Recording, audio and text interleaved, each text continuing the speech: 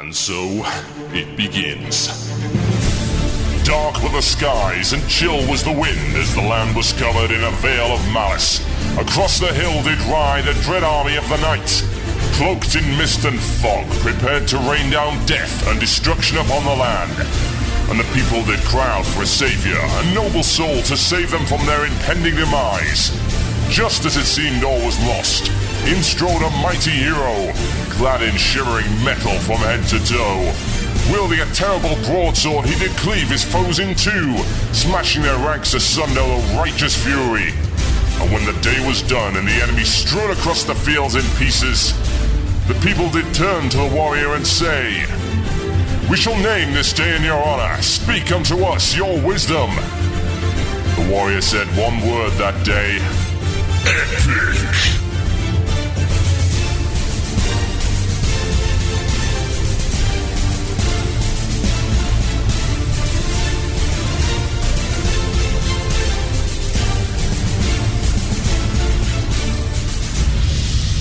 One man, one Murloc, one giant angry badger. This is Blue Plz. It begins now.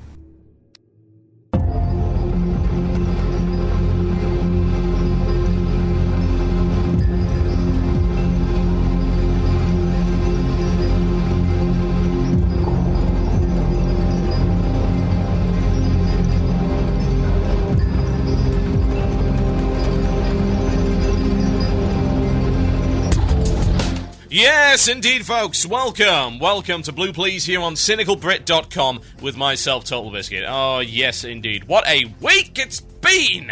Oh, I barely even had time to get a show put together. In fact, come to think of it, I didn't get a show put together.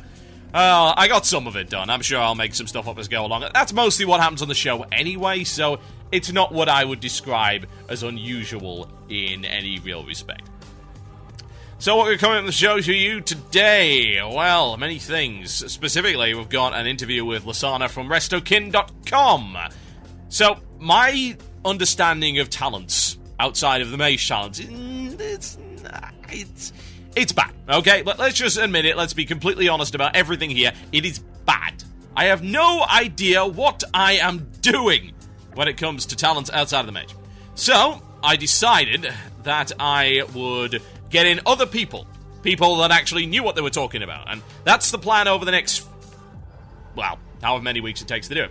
So, I got the Restokin person, and the Restokin person, all by the name of Lissanna, came on the show, and obviously this was pre-recorded yesterday, which is kind of unfortunate, because straight after we recorded the interview, they changed everything.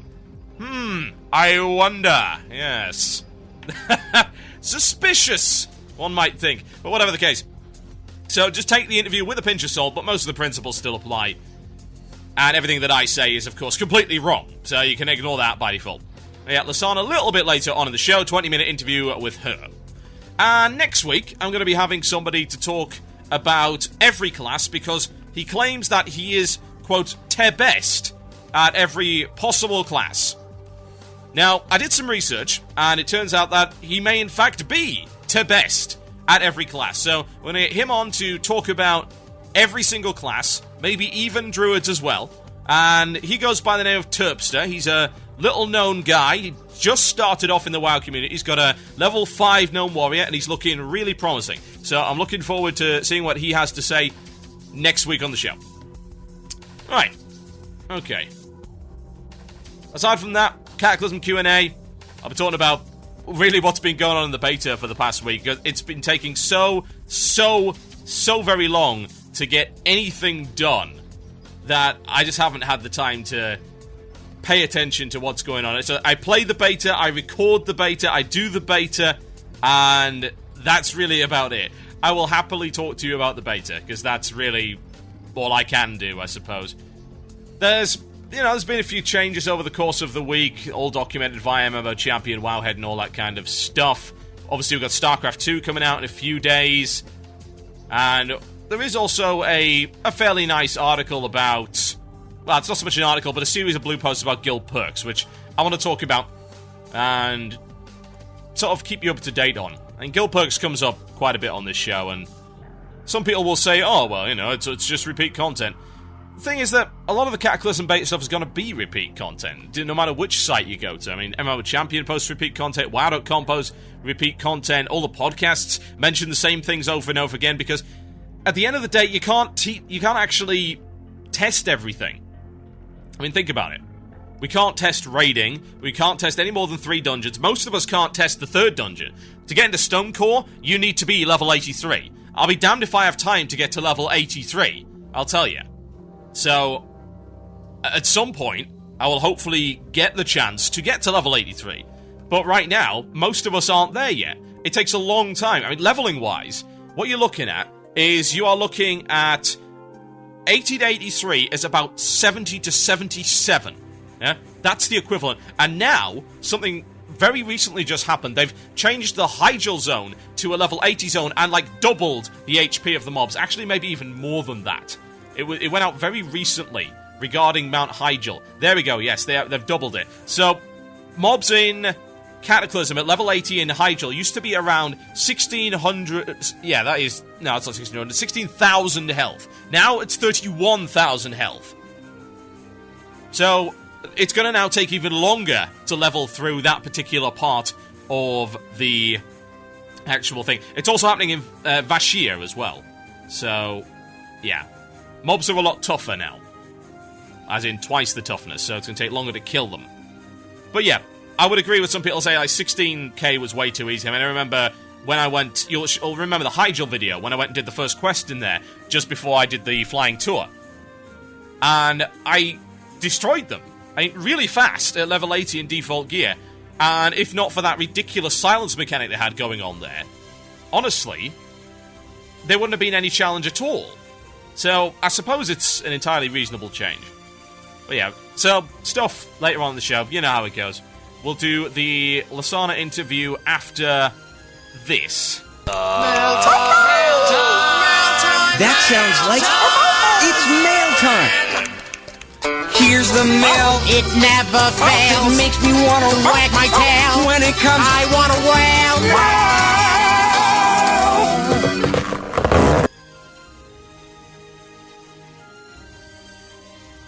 Yes, indeed, folks. It is time for the mail. It is where I read the mail. It's where I don't read my YouTube comments section, because it would take a very, very long time. Yeah, in regards to the YouTube thing, I pretty much told you what I want to tell you on that in that latest article that I posted on cynicalbrit.com and the announcement on my video channel. All I can basically say is, this in the game station is now full-time, so that's what I'm going to be dedicating myself to. Podcasts are still going to be going on as always. I've already upgraded a piece of gear, which if you've got decent headphones, you might be able to hear the difference. I tried to bury, say, the background noise and hiss in the music, but let me just pause the music for a second, and you're going to hear me and maybe my computer, but you shouldn't be hearing any crazy background hiss. So, there we go. I've turned my music off for a second. If I did that with my old sound device, you'd have gotten something like so like a crowd of angry bees or vuvuzelas in the background. Now you don't. So, it's a nice piece of kit. This is the same piece of kit that the BBC uses for a lot of their mobile studio work, and obviously looking forward to getting a better microphone as well in the not-too-distant future. So, if you wonder what this partnership's getting me, better gear, that means better podcasts. It's good stuff. Okay. Let's get on with it, shall we? Sounds like a good idea. Quite a few emails in over the course of the week. Cataclysm Q&A will be at the end of the show. You can email in for that, themurloc@cynicalbrit.com. That is themurloc@cynicalbrit.com. And we'll do that. It should be good, should be entertaining, I think. I shall answer everything I possibly can. Here's the first one. This is from Kyle Mackan, and he says, "Dear host of shows, You dare look upon the host of souls! I shall devour you all! I am Darkweaver, a druid on Dath Ramar Oceanic, level 80 casually hardcore player. I was listening to your podcast and you were talking about newbie hand-holding, and I think that in the base 1 to 5 zone it should show you the 5 Ds in questing, i.e. deliver something from North Shadow, Gold Shadow, etc, etc.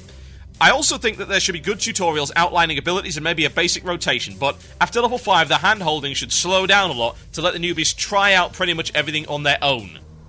But have demos on new abilities, because learning to survive on your own should be done on your own.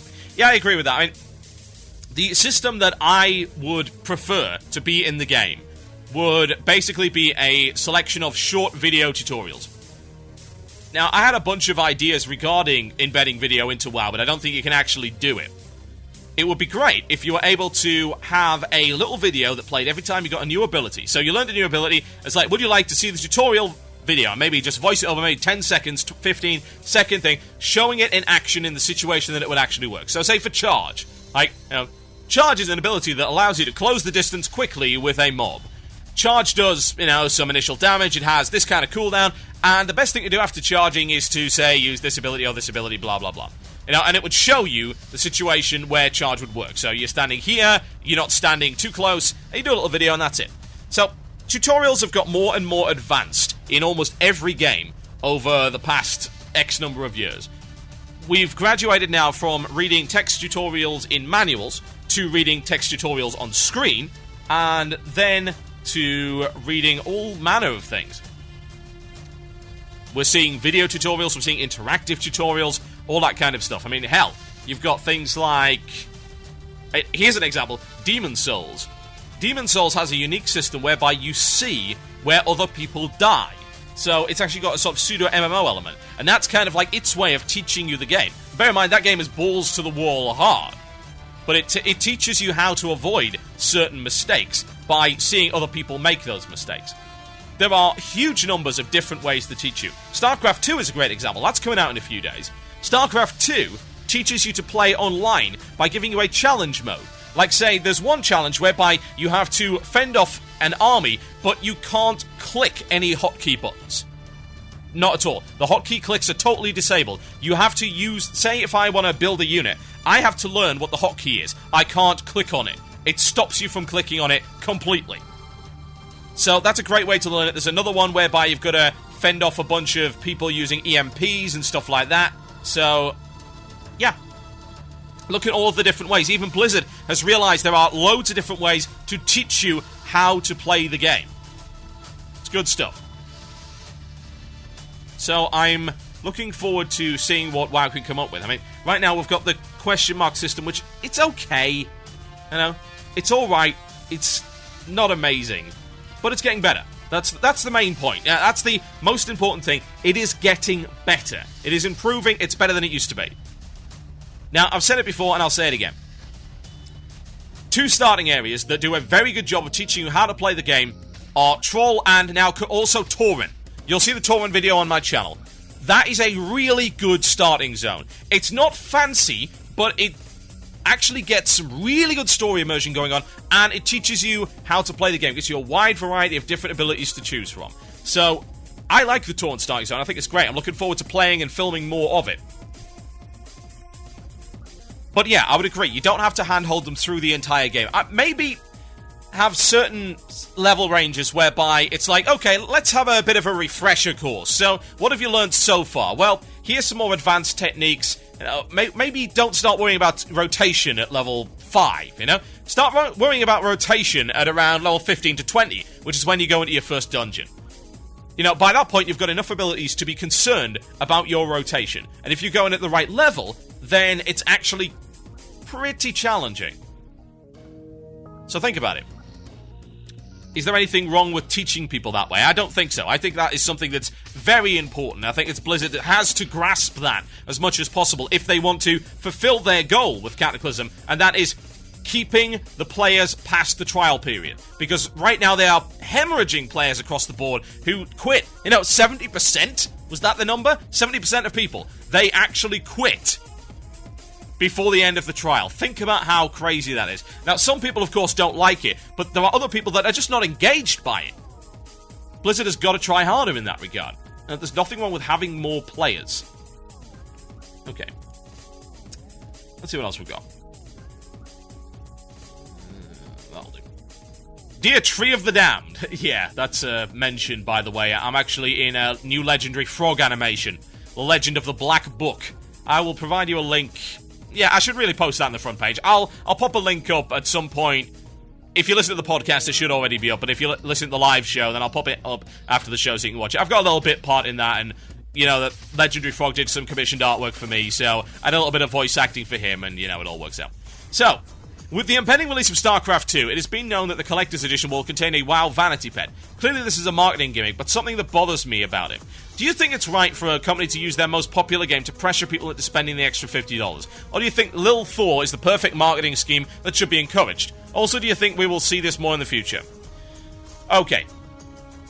First things first, I don't agree with either of those statements. I don't think it's a perfect marketing scheme, but I also don't think that it is morally and ethically unjustifiable to do it.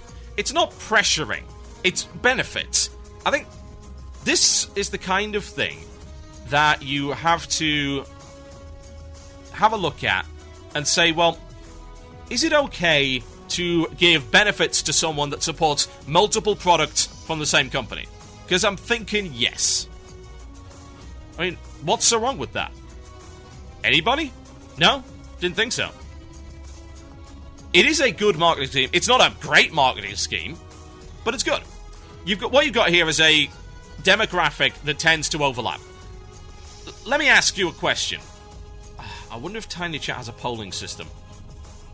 I don't think it does. If it did, it would be really great. I need to set up a poll. I want to do this over the course of the show, because I actually want to know.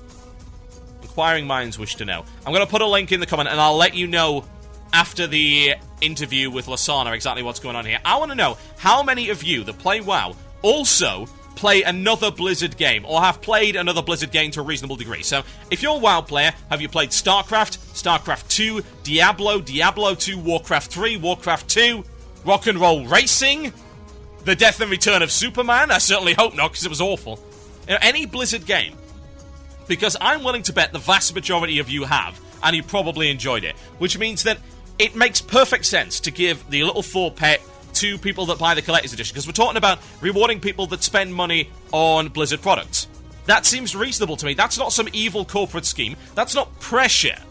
And we'll be talking about pressure when we come back to an interesting post about guilds and the guild perk system, which has just recently been implemented. I'll also run through the perks that are currently in the beta for you. But no, that's not pressure, that's an incentive. My name's TotalBiscuit. I'm going to play you a track by my brother's band. They're sort of industrial goth sludge.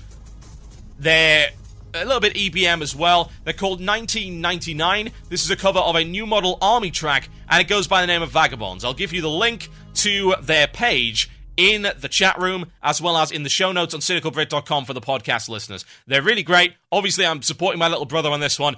I think he's done a fantastic job with this group, and it would be awesome if you guys could check them out and have a listen to their material. So here's their cover song, and I'll be right back after this with the interview with Lissanna. Enjoy.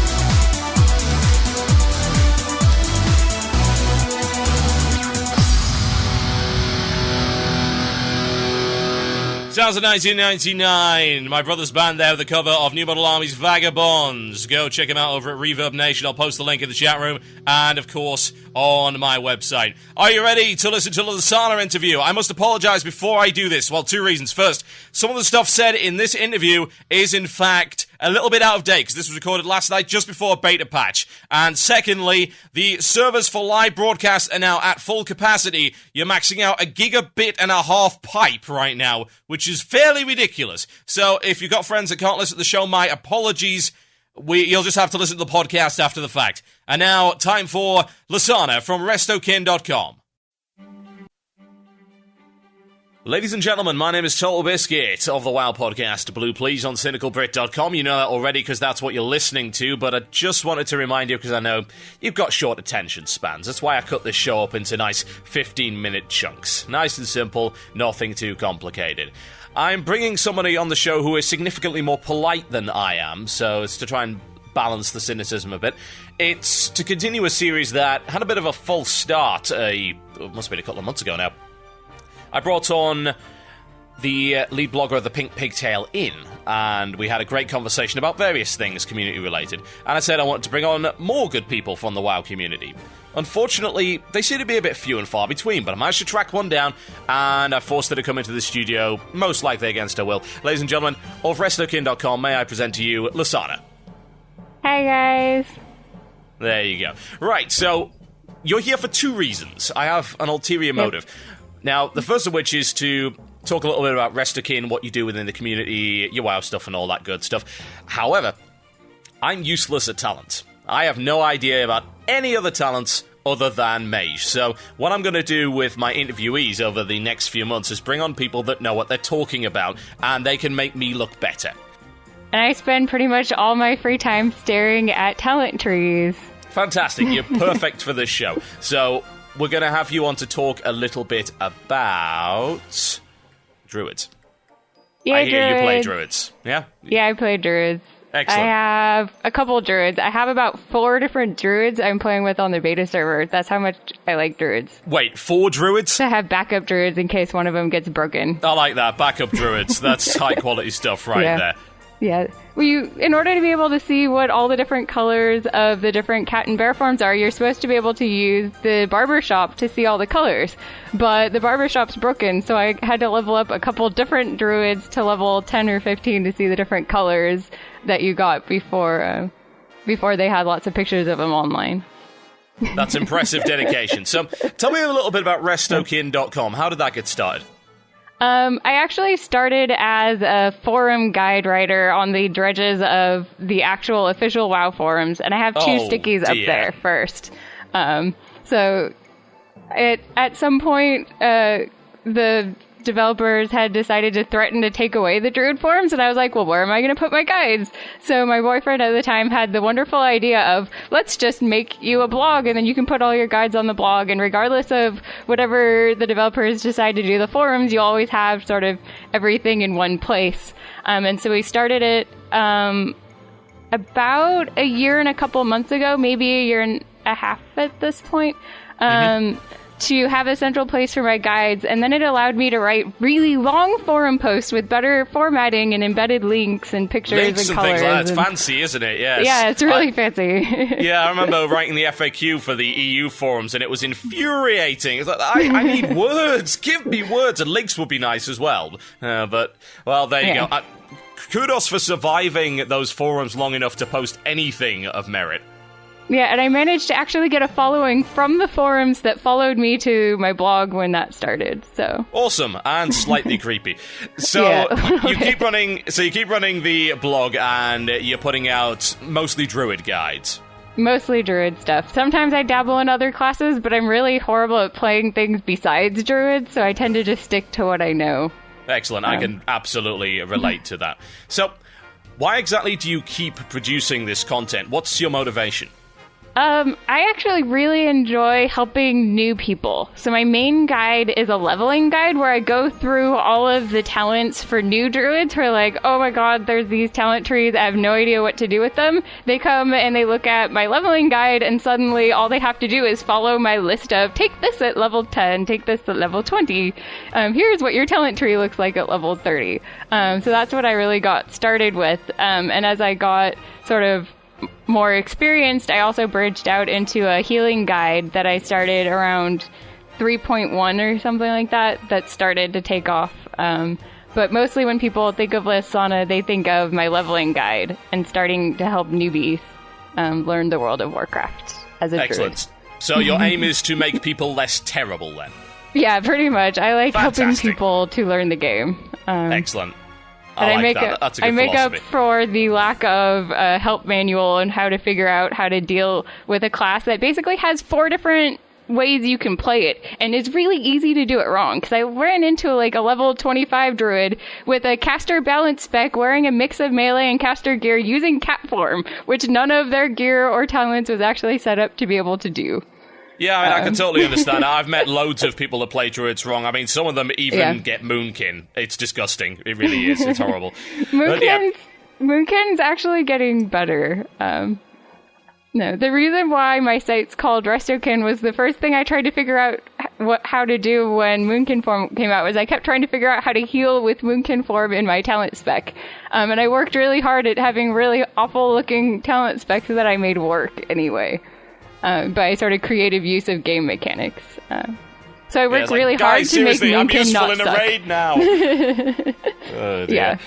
Yeah. Okay. So I've actually gotten to play as Moonkin after all my years of trying to get Moonkin to be raid viable. So I'm sort of the barometer of whether or not Moonkin's working, because when I have to heal full time, it means Moonkin's broken. So apparently right now, Moonkin's okay. Excellent. Glad to hear that. Right, so how long have you been playing WoW exactly? And have you always played a druid, or was that something you came onto later? Lissanna is my first character that I started about 2 weeks after the game first came out. and it's been my main character except for a 6-month stint during Burning Crusade where Shaman healing was so powerful I got frustrated and re-leveled up a Shaman to raid with because I didn't like Life Bloom and the tree form with the snare on it and all the mechanics, and my meter numbers sucked. And so I figured out I could start a Shaman and do more healing with that than I did with my better geared Druid. Indeed, it's very, very important to be the top of the healing meters. In fact, I'd say that's the most important thing. Well, I was having a hard time getting into a guild and being somewhere that I was happy with, and at that point I couldn't play Moonkin regardless, so I leveled up the Shaman to heal with, and I had my little Moonkin toy on the side, and at that point I was probably beta testing for Wrath of the Lich King and didn't care anyway. So other than my 6-month stint as a Shaman, I've pretty much always had my Druid, and I've always had my focus on Druids. Yeah, I recall not caring at the end of TBC. In fact, that seems to be an expansion thing in general. I'm certainly not caring right now. Right. Well, once sort of alpha and beta testing starts, I only care just enough on the live servers to keep my account running and keep things going. And, the majority of my focus shifts to beta. So everyone's like, OMG, you don't have hard mode Lich King down. I was like, I don't really care. I'm just going in with my guild that's sort of mediocre and having fun. And, the people I like playing with, so I'll log in. And, my mom's in my guild and stuff. She's one of my healers. And, we just go and have fun. And on my spare time, I go and play on beta. She's actually more hardcore than me. It's really awesome. Yeah, it's funny how that goes down, isn't it? Okay, so let's have a look at these talents. You've got a few things to say about the current state of Cataclysm Druid talents, so why don't you just go on at it, and I'm just going to sit here and look like I know what I'm talking about. Right. At this point, Druids are pretty much unfinished and totally broken. Right now on the beta server, I cannot actually learn Moonkin form, Typhoon. Mingle is just a range debuff that does no damage or something ridiculous like that. I did notice that. I heard about it. I just leveled up a Druid to level 10 to replace, because Hunters are broken right now as well. Right. Your pet keeps disappearing and you can't get it back.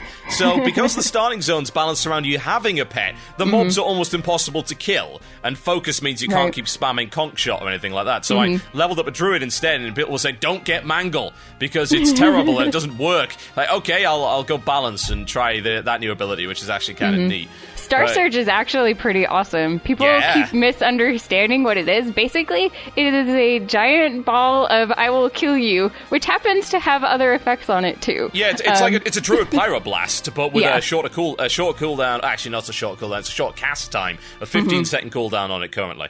Right. It's the same cast time as Wrath, but probably doubles the damage on. And it hits like a truck, and then it has a knockdown that sort of basically stuns the whatever you're targeting for a second or two, which is kind of just a neat bonus effect for PvP mostly, I think. Yeah, well, it's nice visually as well. It's like I've just thrown a huge ball of death at you. Half of your health went off. I think that might have knocked you off your feet.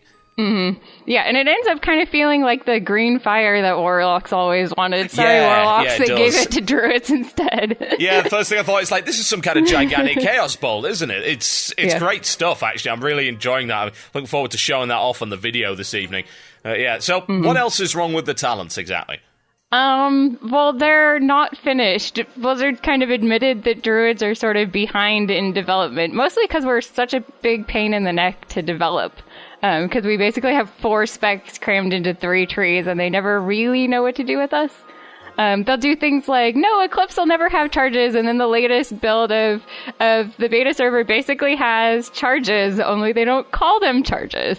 Yeah, I swear Eclipse is just one gigantic troll on everyone. It's it doesn't do anything. You've just got this little meter that goes backwards and forwards for comic effect. I've been trying to figure it out. What is Eclipse supposed to do exactly? Eclipse is supposed to give you basically a 20% damage buff for the magic school you haven't been using recently. So you're going to use Wrath, which is a nature spell, and you're going to go Wrath, Wrath, Wrath, Wrath, Wrath, and then Eclipse pops up, and then you're supposed to go Starfire, Starfire, Starfire, and it goes back down the meter, and then you get Eclipse pops up, and you go Wrath, Wrath, Wrath, Wrath, Wrath, and it goes back and forth across there. So you're telling me you get to spam not 1 but 2 abilities, right? Yeah, you get to take turns spamming the different abilities, and somewhere in there, maybe we use our other spells if we feel like it. Maybe. That sounds fantastic. What a wonderful combat system we have going on here. Yeah. But they fixed it this time because now if you have to move, you won't just waste the whole proc. You get to just use it a little bit later. So they fixed what was the most broken about it. But right now, because Druids are totally, completely broken, it doesn't give you the 20% plus damage buff that it's actually supposed to give you. Oh, there you go. So when it's functional, it'll be a pretty good ability, I think. Hopefully. Excellent. Crossing my fingers. Let's talk a little bit about the synergy of the trees, because the whole point of this change, where they take them down to 31 points and apparently they've cut a third of the talents out completely, is to promote proper synergy and completely redesign the talents from the ground up. Now, I know these are in an incomplete state and they're going to be subject to change, but what would you say needs to be done to make each tree work well? Well, the very first thing I did when I saw these talent trees was I started redesigning the first basically 2 tiers, because you're going to get 10 talent points that you can spend in the other trees. And what Blizzard forgot to do with the Druid trees is to have 10 points you could actually spend in other trees.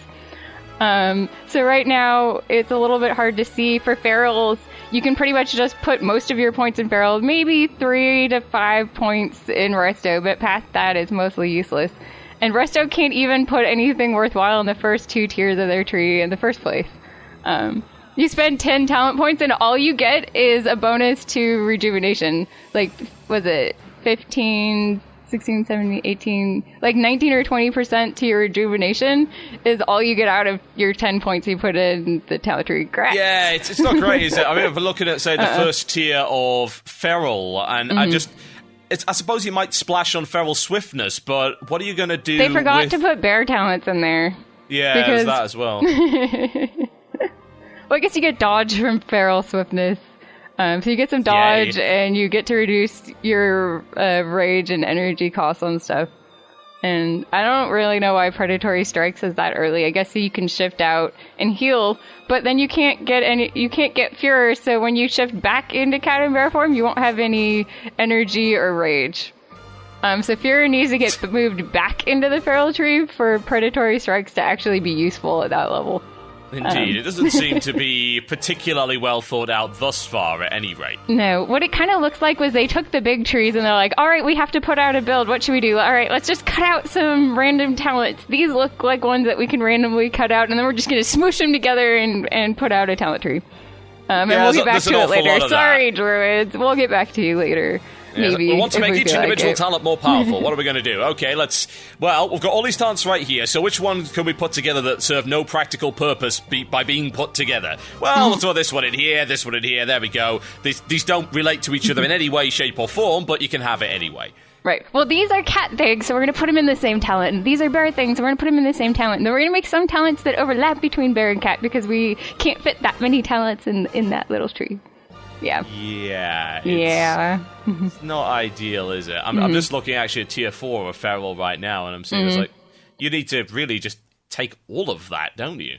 Well, I think what you're supposed to do is put more talents in the earlier totally useless things to move up to the higher totally just looking useless at that doesn't things. seem to make any sense. Half of this stuff is useless in either bear or cat. I don't know if maybe they expect you to play both, but if they do, then I don't think they've been playing their game for the last 6 years. Well, the people who just want to have one feral spec are really excited about the version of the talent trees that are out now. But what I actually expect is basically what they did to paladins. They put out kind of one thing and they're like, just kidding, we're giving you a whole new resource system or something like that. Yeah. Like, I'm expecting that sort of dramatic thing to happen to Druids without the new resource system. What I'm hoping is that they take these talent trees and vastly improve them, so we get a new build and go, wow, that's what these new talent trees are supposed to look like. I suddenly have a functional character. Yes, I should certainly hope so on that one. We're all hoping for that for our characters. I know Warriors just got massive changes in the latest beta build. Paladins did. Warlocks got some big stuff as well. It scared me. I was running around as a druid in the Worgen area, and suddenly I see this Felguard. Like, what's that doing in a starting area? Oh, right. You get that now. It's neat, though. I like where they're going with it. I just think they've got to put a massive amount of work in order to get to where their vision is. Right, and at this point, pretty much every restoration druid I've talked to is unhappy with sort of the current development of restoration druids, because Blizzard seems to be totally lost and confused on what they want us to actually do, and the talent tree they put out is totally unhelpful in terms of figuring out what it is we're supposed to be doing. As in, they just don't have healing talents in the resto tree in any sufficient number that makes any sense. And the ones that they do have in there are totally redundant, because you spend like 2 talents just to improve rejuvenation, and then you have another one that boosts your heal over time spells, and then Genesis on the first tier of balance improves your heal over time spells. And so we have a bunch of really passive, unhelpful boosts to our heal over time spells that don't actually do anything. And I thought that was what they were trying to get rid of. It seems to me what they're trying to do with it is, since they're locking you in on 31 and they're looking for maybe a maximum of 40 or 41 total across 85 levels, then they're looking to put in the first couple of tiers some splash talents that you could take. So, say, Genesis, you're going to take if you're building a resto, and you're just going to splash in that. But the problem that I've got with that is that because you've put that there in the first tier, you've basically chosen the balanced druid's first talents for him. And it doesn't give you all that much choice and variety overall as to what you do with your spec. Right. That's part of the problem they have to work out. They have to figure out how to make those points attractive for both, the main spec and the off spec, which means they're going to have, large blocks of text that says increases your resto stuff by blah, your feral stuff by blah, and your balance stuff by blah. And you're just going to put points in those talents. Which I think is fine. It's what Blessing of the Grove does. It picks an ability for each of the specs and has you put points in it. Assuming you actually care about the talent or the ability they put on the talent. Which hopefully you should. Fair enough. Fantastic. Right, well, I suddenly feel like I can play a druid, and I will prove that is not the case in a future video. So, thank you very much for coming on the show today, Lissanna, and if people want to check out your guides and your website, where do they go? Restokin.com. Resto is in Restoration Druid, and kin as in Moonkin, but mushed together. Mushed together, just like these talents. Thank you very much for coming on the show, and I will be right back after this break, folks. You listen to Blue Plz here on CynicalBrit.com with myself, TotalBiscuit. Enjoy.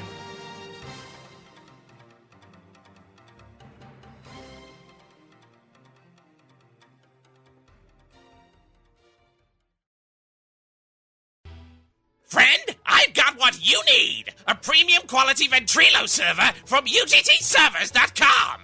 It's goblin engineering, you see! Not like those inferior gnome products, always backfiring.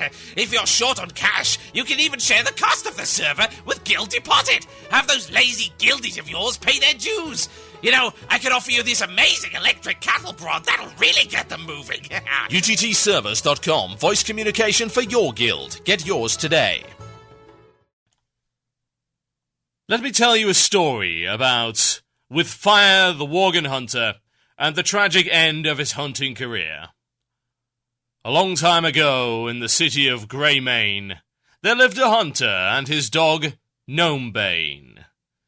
They made good team, nothing could stand in their way. They frolicked in the fields, and mobs did they slay. They weren't all that great at poetry and stanza, but if you point it out here, you'll receive a banzer. But one day With Fire awoke with a grin, wiping away some strange blood on his chin. He whistled for Gnomebane, but he didn't spawn. He looked all around, but Gnomebane was gone. With Fire searched high and low, but to no avail, until suddenly he coughed and spat out a tail. Stricken with grief, With Fire's expression was black, for Gnomebane had become his midnight snack.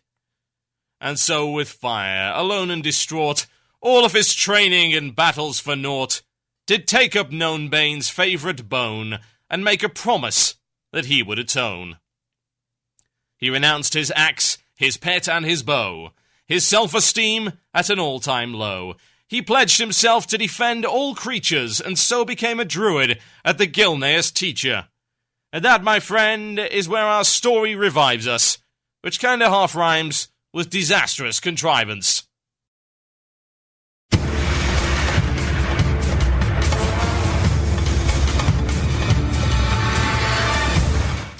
You are listening to Blue Plz here on CynicalBrit.com with myself, TotalBiscuit.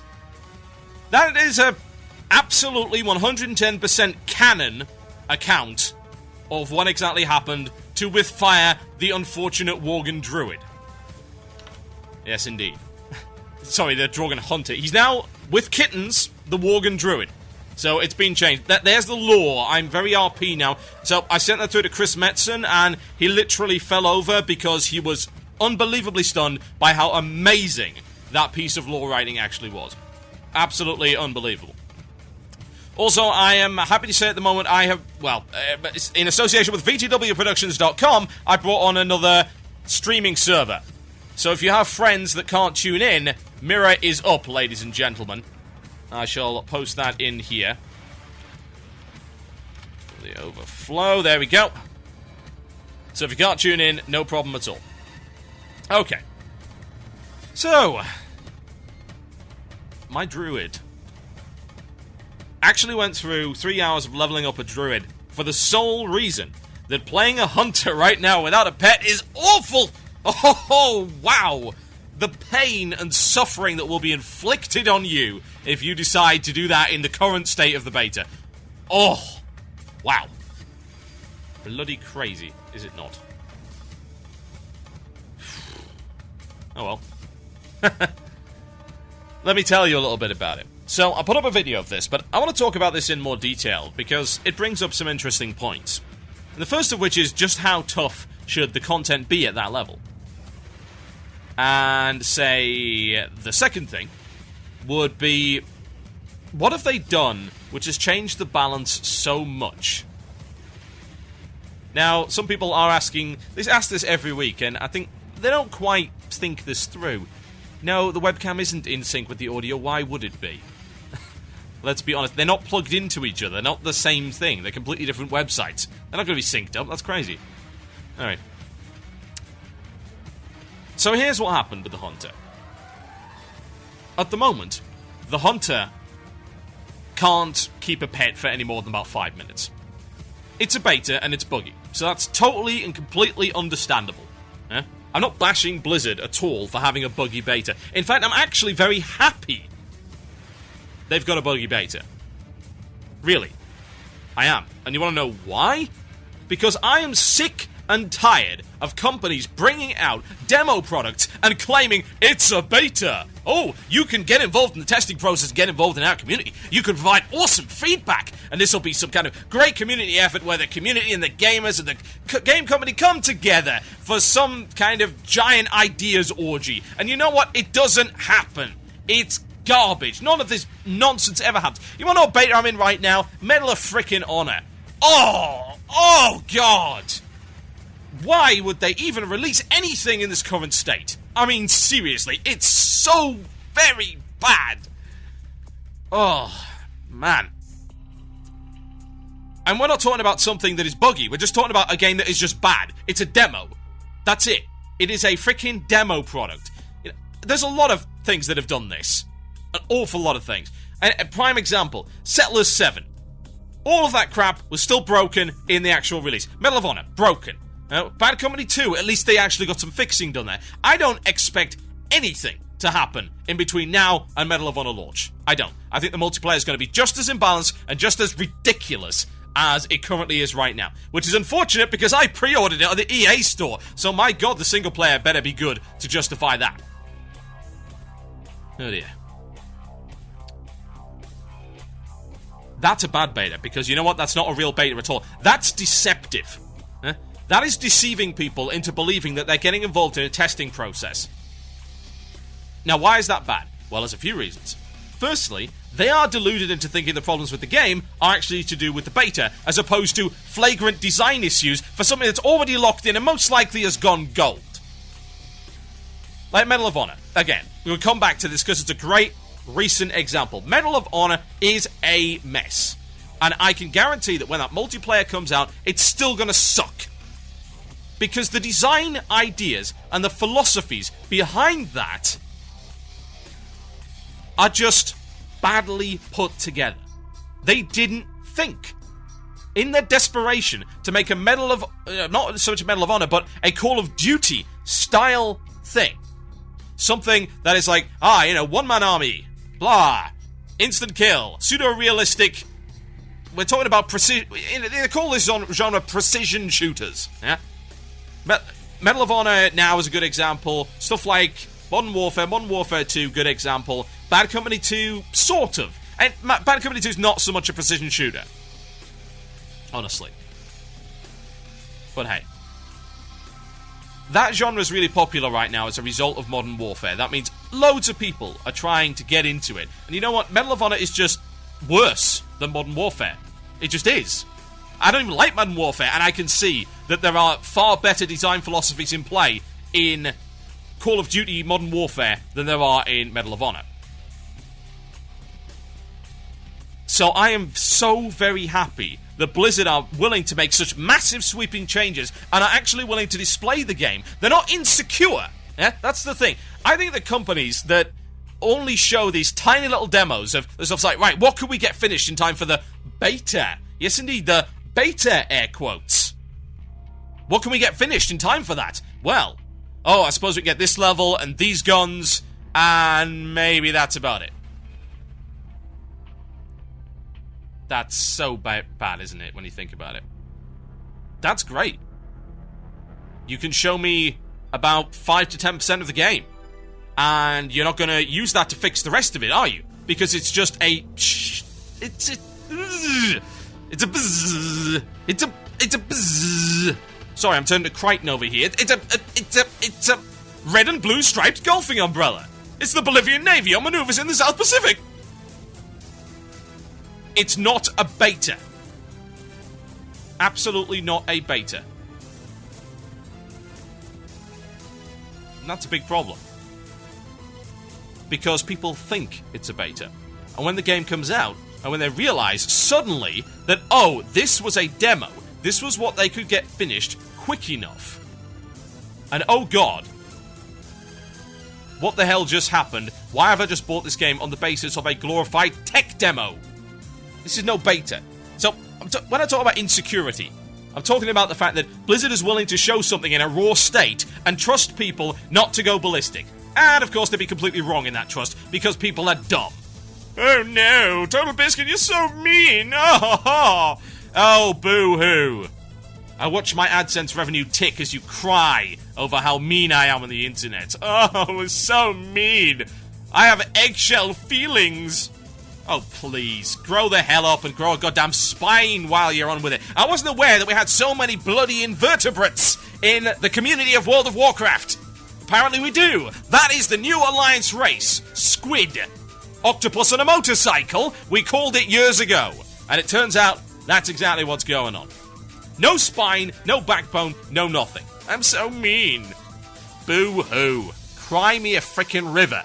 And I should build an arc, and I'll take 2 of every class. And only the good ones, mind you. We're not going to take any rogues, we don't need them. We don't need any death knights. We'll bring mages, what else do I play? Mages, and I suppose you can bring the druid. Yeah, you can bring the druid. I'll bring 1 druid, just 1. But they can count as everything anyway. That counts as 4, so they can be 4 different things. It's great. And I will ride on that river of tears. All the way to Success Land. Population me. And you will cry, and you will whine, and you will squeal. They're okay with putting something out there that isn't finished. And while they know their community is going to go ballistic over everything because they are dumb and ignorant and don't understand the concept of beta, think about it.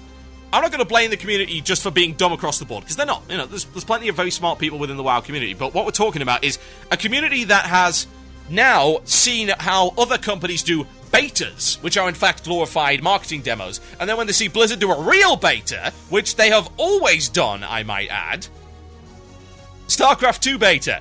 That was raw, man. It really was. That was raw when it first came out. And they did a lot of work to it. I'm looking forward to see what comes of that on Tuesday when it comes out. But yeah, that was raw. Wrath of the Lich King, TBC, the original WoW beta. That went on for ages. It went on for as long as they needed to. And they were willing to show something that was not working. Things that were broken.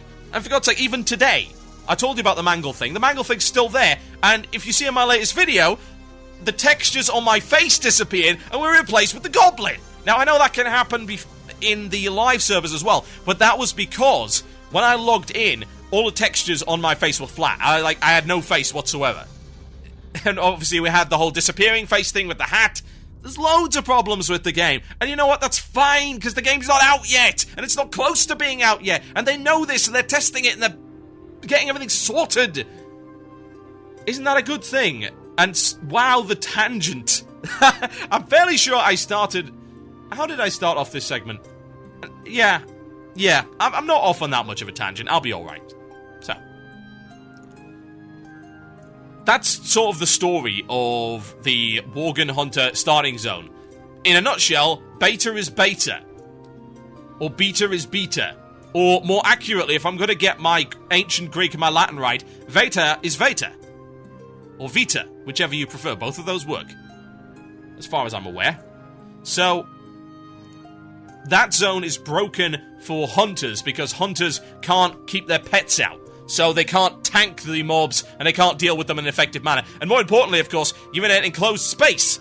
I get a couple of trolls on my channel saying, oh, you suck as a hunter. It's like, well, you try this, for God's sake. You're in a room that's about 8 yards across with a bunch of things in the way, and you're expecting me to kite a mob when my minimum range is 5 yards. Are you serious? Especially when focus now regenerates so slowly that concussive shot is not an option to spam. You use 2 special shots, you're out of focus for the next 20 seconds. But it's interesting to note what happens when you suddenly take away a key part of the class. And just how carefully they seem to be balancing things. Because I went in there with a druid today, and that's in my latest video that you can watch after the show. Thank you. Unless you listen to the podcast, in which case, you can pause it. I will allow you to do so. You may leave my presence at once. They've just balanced it in such a way that you have to be playing and using the abilities that your class has in order to succeed. How reasonable is that? Totally reasonable. What it actually shows with that quest is, it's actually a really good quest. The one that I call the Quest from Hell is a genuinely good quest. Because it's unusual. It's not something you do all that often in WoW. It teaches you that not every situation can be solved by you running in there and killing everything. Which is good, because that is something you'll have to deal with later on. When you start doing group work, you will have to realize that you alone cannot beat everything.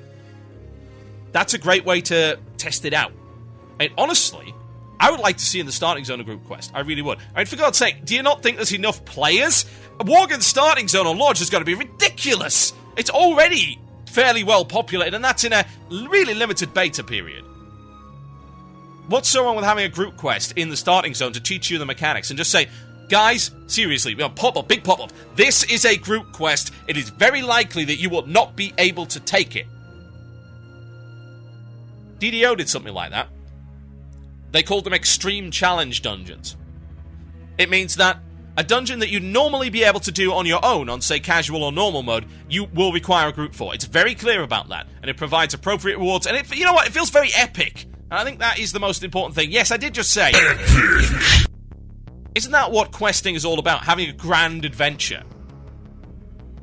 Now, by making some content a little bit too difficult to do solo, or by putting in a contrivance that allows you to do something that you wouldn't otherwise normally be able to do, you create a more epic feel. You get people more immersed, and you teach people valuable lessons about how the game's going to be in future.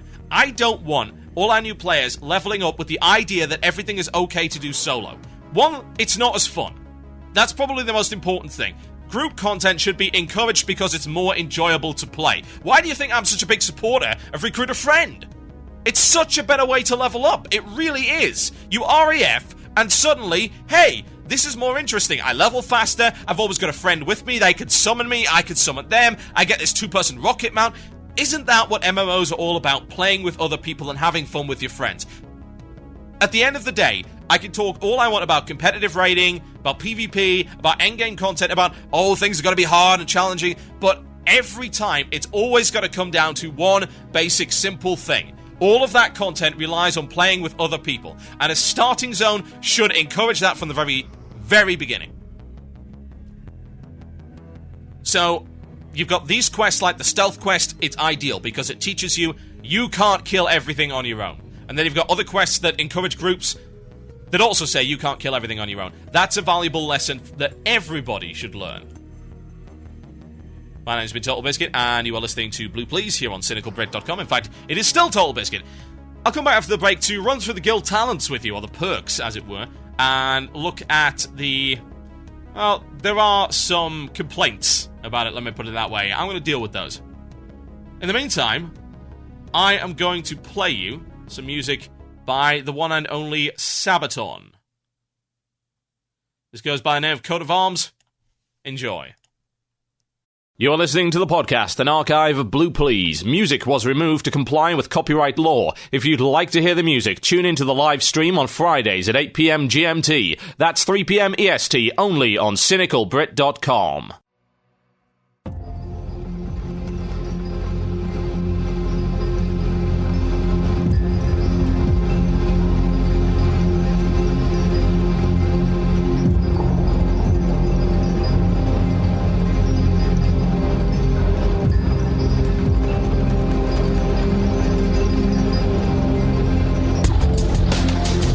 You're listening to Blue Plz here on CynicalBrit.com with myself, TotalBiscuit. Yes, indeed you are.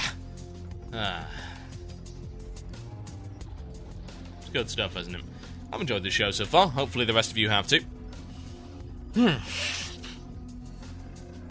Now, I want to talk to you about guild perks. Oh, I hate that word. You want to know why I hate that word? Because it represents a huge cop-out. And I'm not going to go too much into this because I've done it already. And people say, oh, he repeats the content, ha! People will stop listening to him after the beta thing. It's like, ignoring the fact that they listened to me 5 years before the beta. Tards. Haters are awesome because they give me loads of ad revenue. So please, continue. There's a great quote. I love this quote. I want to adapt it. It comes from Pirates of the Caribbean, and Captain Norrington says it, and he says, "You are without a doubt the worst pirate I've ever heard of." And the response is, of course, "But you have heard of me." "You are without a doubt the worst podcaster I've ever heard of." "But you have heard of me." Yes, indeed. It's good. I like haters. They promote me probably better than my fans do, actually, because they just can't stop talking about me. You know what? I think it's a bit of a closet gay thing. I have nothing against homosexuals.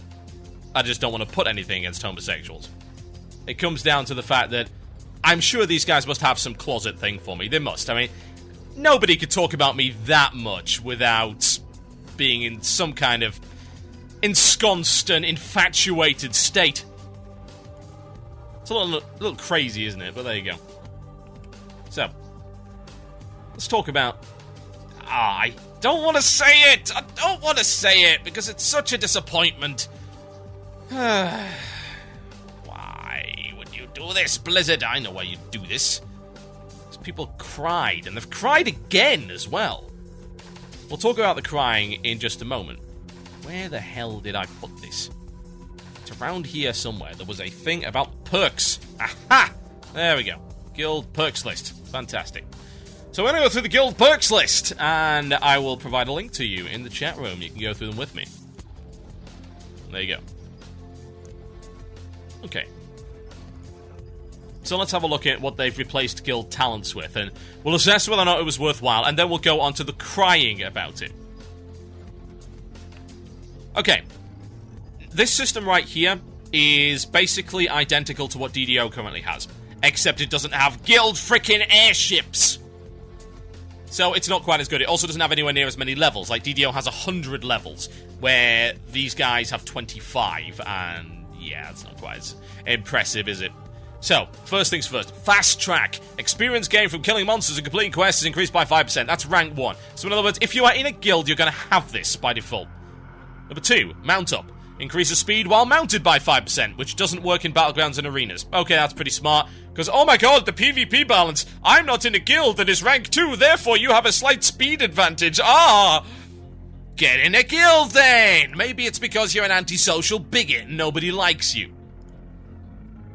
Speaking of liking, number 3, Mr. Popularity. Reputation gaining from killing monsters and completing quests increased by 5%. All human guild, I'm thinking? Diplomacy stack? Oh, wow. Cash flow. Each time you loot money from an enemy, an extra 5% money is generated, deposited directly into your guild bank. I love that. They couldn't bring themselves to put in a guild tax system because people would cry. So they put in, how about we just generate 5% extra gold for the economy and cause random inflation? Because people would be upset if the guild had taxes. How dare you? Bloody left-wing liberal big government types taking my gerbs and my white women and my monies and my liberties. Taking all of them. Oh dear. I'll tell you, never play EVE Online. You will cry or your head will explode. Or both. Wow. Yes, so cash flow, that's guild taxes only not. This is, what one might say, actually, is a stimulus package from the government. They're just printing money. Worldwide Blizzard government is giving you 5% extra money to stimulate the WoW economy. And by stimulate, I mean massively inflate prices on the auction house for no apparent reason whatsoever. Okay, number 5 is Fast Track Rank 2. So, yeah, it's 10% now instead of 5%. Reinforce. Items take 5% less durability loss when you die. Perfect for the guild that keeps wiping on everything. 7, Hasty Half. It reduces the cooldown of your Hearthstone by 15 minutes. That's sick, because right now it's 30 minutes, so 15-minute half. Oh wait, I'm a mage, I don't need it. But everyone else, I'm sure it's fantastic. Okay. Items take 10% less durability loss, rank 8, because that's Reinforce rank 2. And I like this. I like the name of it, and I like what it does. Chug-a-lug, rank 1. The duration of buffs from all guilds, cauldrons, and feasts are increased by 50%. Actually, that's really useless. Mostly useless, anyway. So, the scenario where that would be helpful... that would be when you are running through a dungeon that you already have on pure farm status. And yet, it would be more useful to give something like that to a guild that is losing a lot of money because of wiping. Because obviously, feasts disappear upon your death, so... this would only really be useful for people that could clear for an hour and a half without dying, which is fine if you've got an instance on farm status. It seems odd to have that at rank 9. I mean, you'd think that would be further down the tree for experienced guilds that were getting raids on farm status. And to be honest, people that get raids on farm status don't really need the money anyway. I'll tell you, I mean, that would be... no, that wouldn't have even been useful back when we were doing Cthulhu. It's like, hey, we can increase the duration of our guild cauldron for greater nature protection potion. Except that won't help because we're dying like in 2 minutes to Cthulhu anyway, so it disappears. Rank 10, Mobile Banking. Summons your guild bank instantly, 1 hour cooldown. That's fairly handy, I suppose. Mr. Popularity Rank 2 comes in at number 11, so that's 10% increase for reputation. Stack that with Diplomacy, and that is sickeningly good. Honorable Mention. Honor points increased by 5% at rank 12. Yeah. Working overtime increases the chance to gain a skill increase on trade skills by 10%. That's really good. That's awesome. 14. The Quick and the Dead increases health and mana gained when resurrected by a guild member by 50%. Increases movement speeds while dead by 100%. Wow. Really? That is the best thing ever. I might actually level an alt using that because I die so much. It's like, hey, I can run really fast now. And if they've still got that Molten Core style run, which currently they do, by the way, I don't know if they've changed this in the latest beta patch, but running back to Blackrock Caverns, it's from the old Thorium Point place. You know, the 10-minute run right across the Searing Gorge all the way into Blackrock Mountain? Yeah, it's the same thing. So that would be God tier for that. Okay, what else have we got? Cash flow rank 2 is at number 15. Number 16, Guild Mail. In-game mail sent between guild members now arrives instantly. Oh, come on, that should be there anyway. Ugh. Honestly. 17, Everyone's a Hero. Heroism points increased by 5%. Yeah, nice. Honorable mention at number 18, that's rank 2, 10% extra honor points. Happy Hour increases the number of flasks gained from using a flask cauldron by 100%. Yeah, that's good. I've never actually seen a flask cauldron be used. Maybe that's just a 25-man thing. What do they look like? Are they actually in the game yet? I've never seen one. Hang on, let me wowhead this. Come on, wowhead, you're not taking a pounding like my website is. You can survive. Cauldron, cauldron, cauldron, cauldron. Do we have any cauldrons? Show me the cauldrons! No, really, show me the cauldrons right now. Yes, they do! Those are like level 70 things, aren't they? Those were back in the day. Interesting. Yeah, like Cauldron of Major Frost Protection Potion. Stuff like that. So, what you're telling me is there's going to be brand new cauldrons in the game, I would think. Cauldrons that are available for... In Cataclysm. They were in TBC. Now you can get flasks out of cauldrons. That is really good. Oh god, that's amazing! What am I talking about? It's a fantastic idea! Oh, thank god for that. It's like, I forgot me flasks, guys! Yeah, I remember that. Hopefully we won't have any more of that. Okay. Rank 20. Have group will travel. Summons all raid or party members to the caster's current location. That sounds like an amazing troll ability.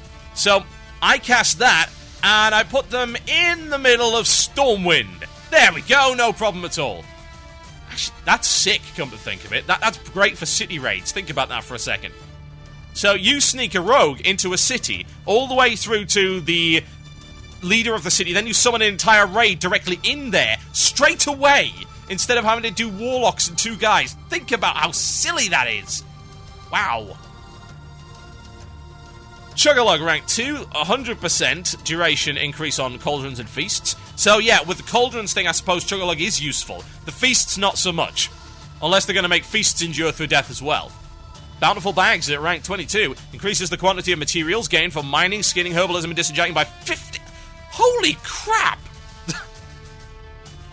I deliberately did not read this before the show, because I prefer to have more honest reactions to things. I don't like overly preparing content like this. I would like it that you get what is my opinion, you know, without prior preparation and bias. Everyone's a hero rank 2 at rank 24. That increases all heroism points gained by 10%. And 25, that's a big one. Mass Resurrection brings all dead party and raid members back to life with 35 health and 35 mana. Cannot be cast when in combat. 64% of base mana, limited range, 10-second cast, and there's no mention of a cooldown. Really? It's got unlimited range and there's no mention of a cooldown. That would be so freaking handy. It's like, we die. Okay, you all down in position. No problem, 10-second cast. Boom! Entire raid's back on their feet. That would save so much goddamn downtime. Wow.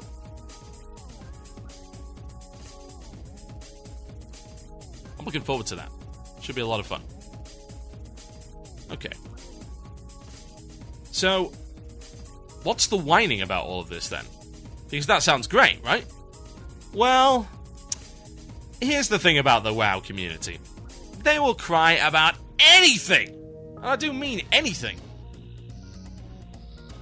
So we're going to talk exactly about their concerns. Yes, I say concerns. In the most condescending, the most loathful manner imaginable. So, this came in from, well, it was a blue thread. So, let me see if I can actually find it. Are we forced to join a guild in Cataclysm? I would like to start off a discussion about if we are forced to join a guild or not in upcoming Cata. I'm sure not everyone prefers to be in a guild for various reasons. Some being real-life issues or time constraints. Welcome to the perception of guilds that has been put in place by Cataclysm. Or more specifically, Wrath of the Lich King before Cataclysm. And this is what people think guilds are going to be like in Cataclysm. Oh god, all guilds are hardcore and they're required to be on for 30 hours a week. And I must raid for 7 hours at a time. And if I don't, I'll get kicked out. And then they'll come to my house and they'll steal all my stuff. And they might throw my cat in a well. And they'll use Real ID to track me down. That's not what guilds are. Guilds can be anything. All a guild is a collection of people. It's like saying every club is exactly the same. And I'm fairly sure that, say, the Newcastle Rock Society is a little bit different to the West Virginia Old Women's Bridge Club. It's not the same thing, it's just a group of people. That's what you call a social group, as in people that want to do things together because it's more entertaining. Why would you want to not be in a guild? I mean, really, I can't think of a single valid reason. Some people are like, oh, well, I want to be alone. I want to be a lone wolf. Nah, oh, screw you, lone wolf. Nobody cares about you. You know, you think that you're so special that you can do everything by yourself? You can't. The game's not designed for that. You're forced into substandard grouping scenarios because you made a dumb decision. I decided to be alone. I was like, yeah. If you are thrown out of a guild or you leave a guild for whatever reason, you may be guildless for a while, but it's the people that decide deliberately not to be in a guild of any description that really weird me out, because there are people in every kind of guild. If you only play for 5 minutes a week, there are thousands of guilds who are set up just for you. There are so many different ways a guild can be organized. I mean, seriously. This is absolutely the case. And you can make your own guild. I mean, all you need is 9 other people. It's not that hard. If you present your group as something that is fun to join and fun to play in, then people will come and they will play. I know guilds, and I forgot to say, I advertised for a guild a while ago called the Daywalkers. Those guys were a serious raiding guild that raided in the afternoons because all of their members either worked night shifts or really early morning. Or maybe they were part-timers. You know, that's a very niche market right there, and their guild is massive. I mean, come off it. Don't tell me that you can't get into a guild. It seems to me if you can't get yourself into a guild, then it's something, you have a problem, and you really do. I can't get into a guild, no guild will accept me. Maybe that's because you're an insufferable douchebag, yeah? Or perhaps it's because you haven't got any likable or useful attributes. Like, where's your application? I mean, the kind of people that I reject for my guild are the people that think 3 lines equals an application form. They'll say, oh, well, people outside of guilds will be disadvantaged. No, they won't. They'll be exactly the same as they are right now. That's not a disadvantage. That's giving people who are in a guild a leg up that they have so, I might add, deserved for a very, very long time. True story.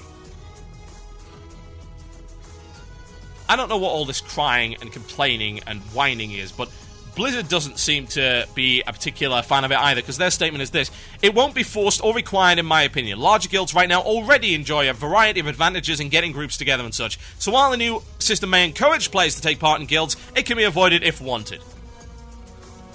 Well, there you go. If you want to avoid playing the optimal spec, you can do that. If you want to avoid playing inside the optimum setup, you can do that. If you want to avoid socializing with anyone, you can do that. But don't expect to be catered to. You got catered to far too much in Wrath, and look what it did to the game. This is a massively multiplayer, online, role-playing game. You want to play single player, go get Baldur's Gate, or Planescape Torment, or Deus Ex. And you know what? I wouldn't expect you to do that, because anyone like that doesn't have that kind of taste. If you had standards, you'd be in a guild already, or at least thinking about either joining one or creating one for yourself. My name's TotalBiscuit, and you're listening to Blue Plz here on CynicalBrit.com. If you're upset by the content of this show, please go listen to something a little bit fluffier. I really don't care. I think we should play some metal. Sounds like a very good idea to me. That's exactly what I'm going to do right here. I'm going to play some Dark Tranquillity. Why would I play something like that? Because it's awesome! And you know it. Hours passed in Exile, ladies and gentlemen. I'll be right back after this to do a little bit of Cataclysm Q&A. Enjoy. You're listening to the podcast, an archive of Blue Plz. Music was removed to comply with copyright law. If you'd like to hear the music, tune into the live stream on Fridays at 8 p.m. GMT. That's 3 p.m. EST, only on CynicalBrit.com.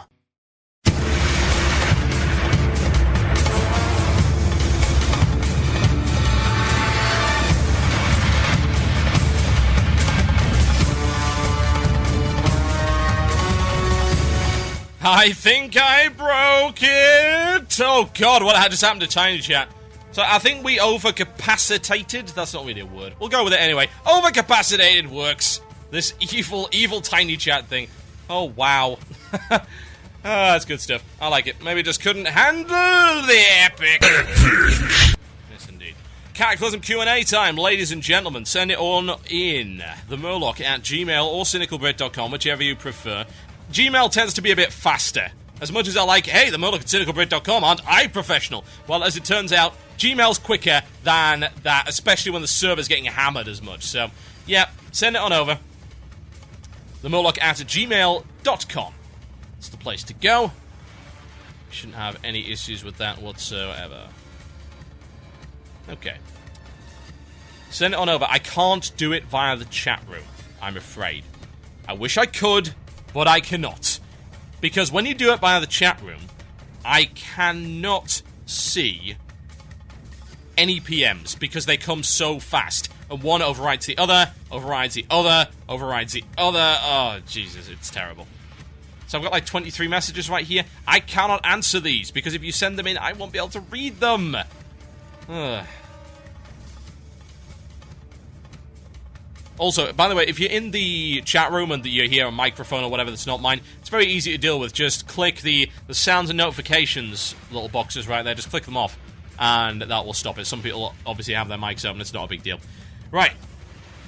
Q&A time. Email it in, or you can send it over IRC. I can take them over IRC because that doesn't overwrite. So send them on in through IRC. That's irc.quakenet.org. # or # Cynical Brit. I'm on there as TotalBiscuit, so you shouldn't have a problem there. Okay. Da-da-da. Oh, yeah. The poll. I remember that. I've got a quick poll right here that someone's created for me, so I'd like you to go vote on this. It's a very simple poll. If you play WoW, have you played another Blizzard game?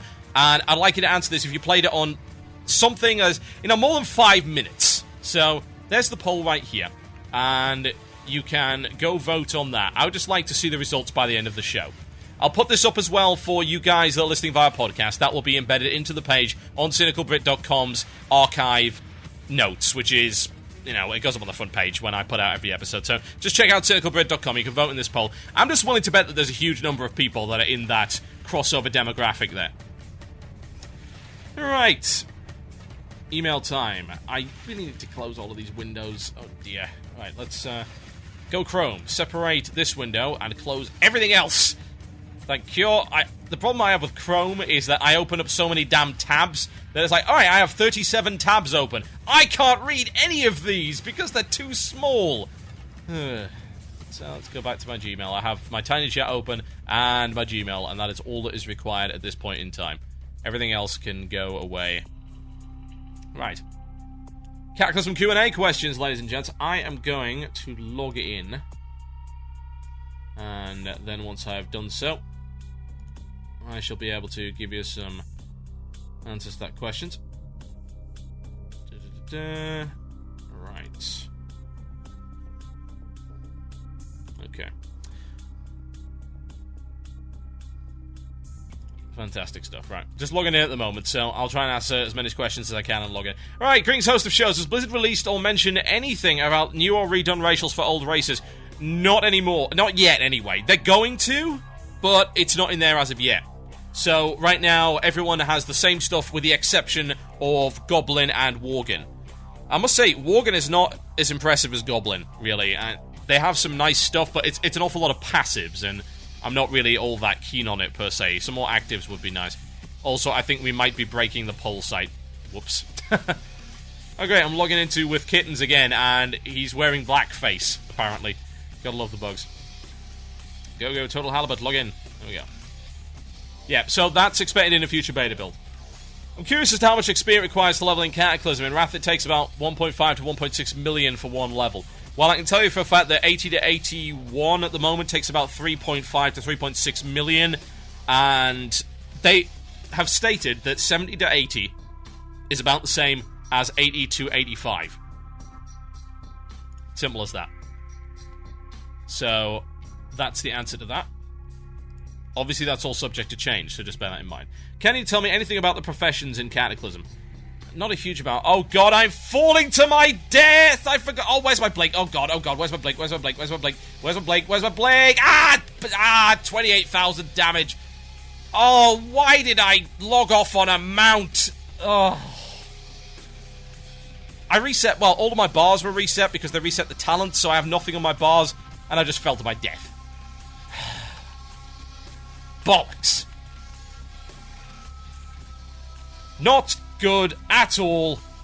Thank you very much. Okay. Let's see what else we can find. Professions in Cataclysm. There's not really a massive amount out on it. There's some partial stuff out on MMO Champion, but I haven't trained any of the profs yet. It's just, there's so much stuff to do. So, that's why I haven't done anything about it. Oh yeah, incidentally, you can also send these questions in via Twitter. That won't be a problem. Right. I'm Fluff in the chat and I play a paladin on the Tanarus server that started as a blood elf and I'm currently a human and will soon be a tauren. My question is, how do you feel about TRH becoming a mount available through the Blizzard Online store? Well, this isn't a question at all. I mean, we dealt with this ages ago. I did a massive show on TRH, aka the Celestial Steed. Indeed, I did a big video on it. It's got about 400,000 views, so... Yeah, I don't like TRH. I think it's a bloody travesty, but yeah, that's a past issue. I don't think there's any need to go into it. I'm having trouble choosing between a Troll Druid or Worgen Druid. What do you think I should choose? Well, Troll, obviously. Troll's the best race. What are you talking about? Well, let me put it this way. If you look at the racials available right now...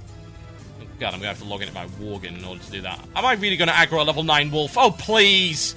I don't even have any abilities. Hit it with my sword. There we go. I wasn't even able to one-shot the level 9 wolf with my sword. That's embarrassing, but I am a mage. Let's try logging out again. And I'll give you the Worgen abilities. But anyway, look at the troll abilities. Stuff you've got right now. Bear in mind, this is all subject to change. If you're going to make a judgment purely based on racials, you're going to have a real problem with that. Because they're going to change the troll stuff, and it's not going to be applicable anymore. But you should be troll because troll is best. As regards to what the Worgen has, I can tell you, they've got some pretty nice passives, and they've got one active, which is more utility than anything else.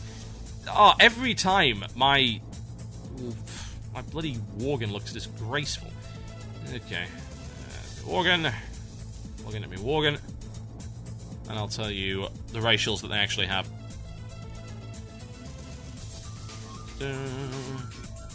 Come on. Wake up. Stupid beta client. One of them... Oh, I'll tell you what one of the things is. Ah, there we go. Fantastic. Okay. Right. Your first racial passive is called Aberration, and it reduces the duration of curses and diseases used against you by 15%. It's a bit of PvP talent, but it's also got some PvE utility as well. It's very situational. Dark Flight, that's your activatable. Activates your true form, increasing movement speed by 70% for 10 seconds. It's basically a very reduced planes running. It's a sprint. Flayer. Skinning skill increased by 15 and allows you to skin faster. So that's kind of neat. I like that. Because a lot of these sort of you gain something and something doesn't give any additional benefit. I would like that to now be the case. 2 forms. So you can switch over between Worgen and human form. It's completely cosmetic. Viciousness increases critical strike chance by 1%. And that's it. That's your abilities. They're not all that exciting, are they? I like the skinning thing. I would like to... see exactly what's going on there. Okay. Just checking out the other stuff out. I know some people are asking for the new mirror server. I will link that in the tiny chat for you. There you go. That's the mirror server. Right. Next question. Gotta put away my Gmail again. That would be very silly. You can send these in via Twitter, you can send these in via chat, but not on the tiny chat. It's got to be by IRC, because I can't read it otherwise. Druids, I would like to ask if Druid Worgen have their own models added. Yes, they do, and you can see the Druid cat form in my latest Worgen video. Druid Bear, you don't get till later, so you're just going to have to wait on that one. But yes, they do have their own forms. If you really want to see screenshots of them, MMO Champion has them in their Druid section. Okay, from Pepe, with Paladins getting a very cool extra resources, do you think that other players of other classes are going to want to get something as cool as that? Oh, hell yeah, they are. I want something as cool as that. Absolutely. Definitely. Hell, as far as I'm concerned, all fire mages need is that mod that you used to have. I remember it. What was it called? Oh, I completely forgot, but it's the one that played the NBA Jam sounds like, he's heating up! He's on fire! That was for rolling ignites. That was what the mod was for. When rolling ignites used to happen, we need something like that. The ability to charge up fire for some kind of massive attack or something. That would be amazing. So, yeah. I mean, Druids have Eclipse right now, and you've got... Warlocks have got that Soul Shard mechanic, although it's not entirely implemented yet, and Eclipse isn't either. But yeah, I'd like to see an extra resource, because it helps move away from homogenization that we saw in Wrath. I saw you were playing a Troll Warlock in the Troll video. Did you get to try out the new Soul Shard system? No, because I didn't have a spell that actually used any. So no, I don't even know if it's properly implemented yet. Voldro asks, what spec will you play in Cataclysm based off the new mage trees and 31-point abilities? Because I'm going to play Fire. Yeah, Fire's looking pretty strong at the minute, actually. It really is. But there is a sick ability, I tell you. There's amazing ability for arcane mages. Let me find it for you. This just came up in the beta change yesterday. This is obscene. Try this one out. New talent, Nether Vortex. Gives your Arcane Blast a 100% chance to apply the slow spell to any targeted damages if no target is currently affected by slow. That's ridiculous! That's amazing! Think about that. That's a fantastic talent. I'm all over that. It's good stuff. But yeah, Fire, I'm thinking, because I like burning things, and the whole focus on dots and Flame Orb looks like a great spell. I am absolutely up for playing Fire again. Fire was always my favourite spec, but I play what is most efficient at the time. I don't really have any particular attachment to them, and I certainly don't think I'm a unique and beautiful bloody snowflake. So yeah, Fire is looking very likely for me at the current state of the beta. Coming in from Kyle A. I know it's still a beta, but overall, what do you think about the quality of the content presented so far? Also, if you've been leveling up your pre-made past 80, how do you feel about the quality of the quests? Do they seem coherent in the context of the overall presence of the Cataclysm, or are they generic from what we've seen before? Cautiously optimistic on everything, really. There's a lot of work still to be done, but the Hyjal stuff is really good. The Vashia stuff I'm not so keen on because I don't like the underwater mechanics. Hyjal is great. I mean, unquestionably great. It's really covered in lore. There's a ton of phasing. It's a large, epic zone with a lot of different variety in it. It's wonderful. I'm looking forward to playing it. At the end of the day, they applied some of the lessons they learned with Wrath of the Lich King questing, which is one of the only good things about this expansion, and they brought it into Cataclysm and applied their new knowledge of phasing and everything they've learned over the past couple of years. It's great. It's awesome, and questing is going to be so much better. Many of the old world zones, especially mountainous ones, have disastrously abrupt seams. Good example is the border between Searing Gorge and Badlands. Have they been cleaned up for Cataclysm? Now you'll be able to see them better from the air. They certainly seem to have. They don't look as ridiculous. There's still a bit of work to be done. I think there could be a bit more polish there in the terms of the geography of the areas. But yeah, they're pretty good.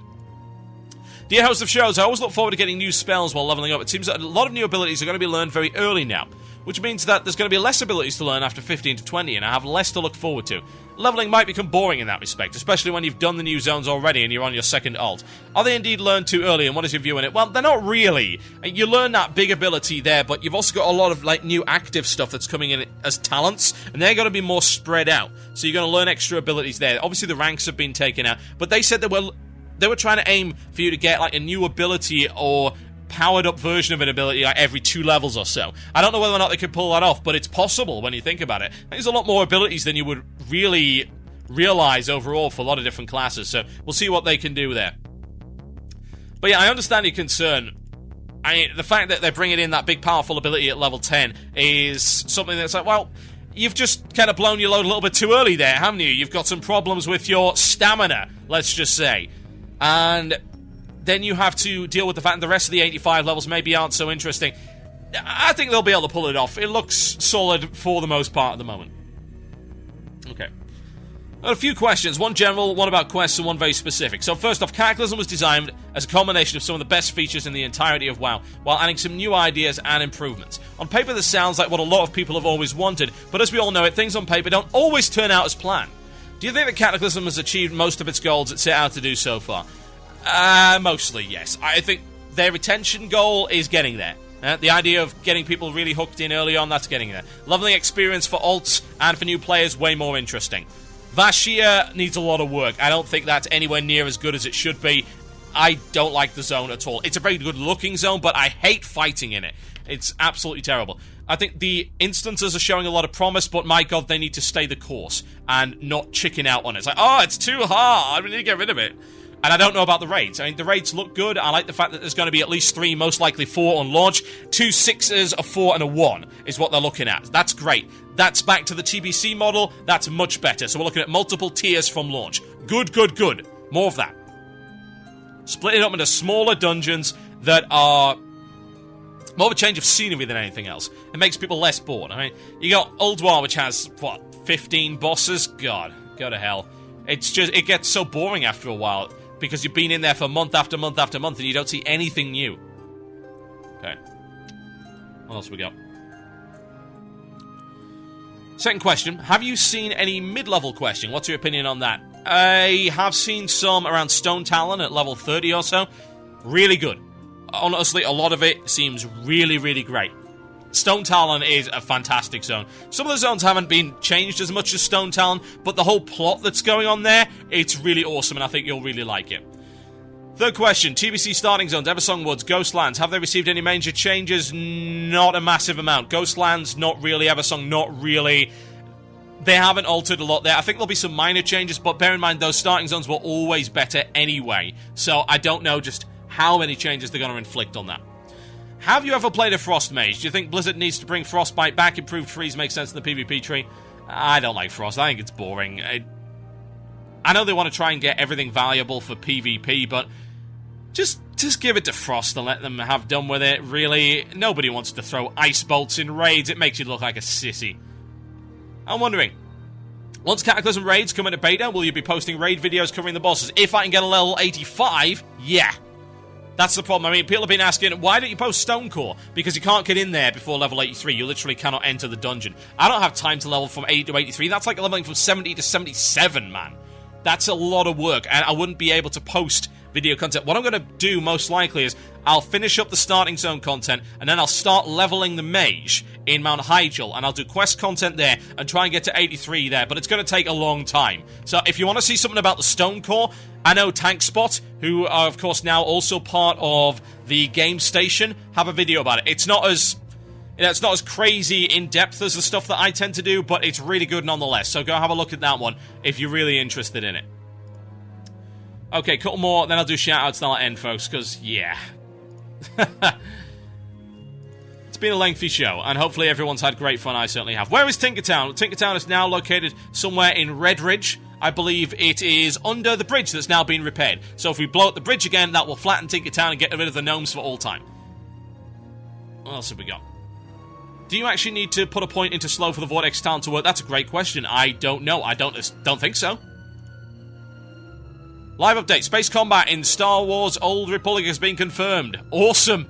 So good. Okay. Right, that'll do me for the time being, because we're getting rapidly towards the end of the show. The show's almost been 2 hours now. I'd like to thank Lissanna for coming on the show, incidentally, and we're going to be hopefully having Terpster on next week, and I'm going to be talking to some other people. So, Hunters-wise, I'll ask Big Red Kitty, see if I don't know if he hates me. BRK, you listening to the show? Do you hate me? I don't know. My list for haters is getting really long, and it's difficult to find out who's actually on it now and who isn't. Well, BRK for Hunters might be a good idea, and if you have any suggestions about who you'd like to hear from for various talent interviews, let me know, and I'll see what I can do about bringing them on the show, because, of course, this is now the #1 video game podcast in the world, according to iTunes. I still think that was some kind of mistake. Right, let's see the results for the poll.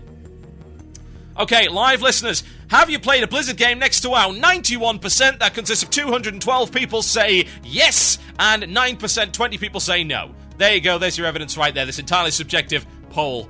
Oh dear. Right, folks, shout-out time. Bring it on! themurloc@gmail.com, or you can send me a message in the chat room, and I will try my very, very best to get through as many as possible. So yeah, send it in, and I will get it done. In the meantime, I'm going to give shout-outs to those of you who are brave enough to be on the chat wall. Merdon, you've got your camera fixed, that's great. Oh, what a disappointment, you're another pasty white guy with glasses. I don't know why I should be surprised by that. It would just be nice to have some exotic people in the channel for change. Can we get like 12 bee drones? That would be wonderful. Evil McBad Guy, you're awake! Fantastic, well done! Wake up, you lazy bastard, and keep that damn shirt on.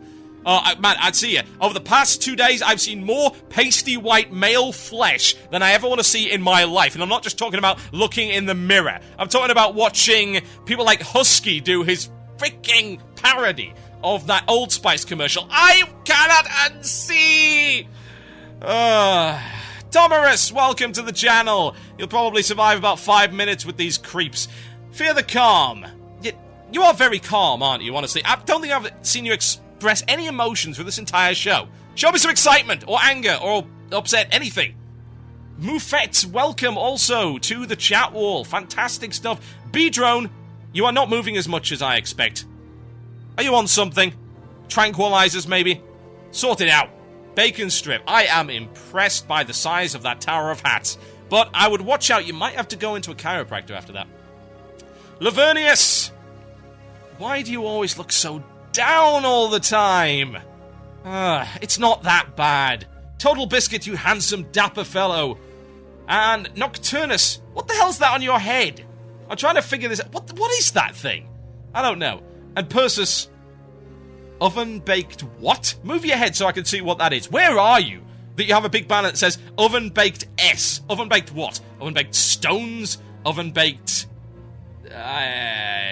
Oh, you're wearing 2 caps. Or is that 3 caps? It's multi-cap. Multi-cap. Yes, indeed. There we go. Oven-baked subs. They're fantastic. Damn it, I'm hungry now. Oh, how dare you. Okay, shout-outs to everyone else. Let's see what we can do. Oh, dear. A shout-out to the Guild Knights of the Round, Olderman US. That's from Sean Caster. Let's see what else we've got. People have been sending in messages. Please don't do that. What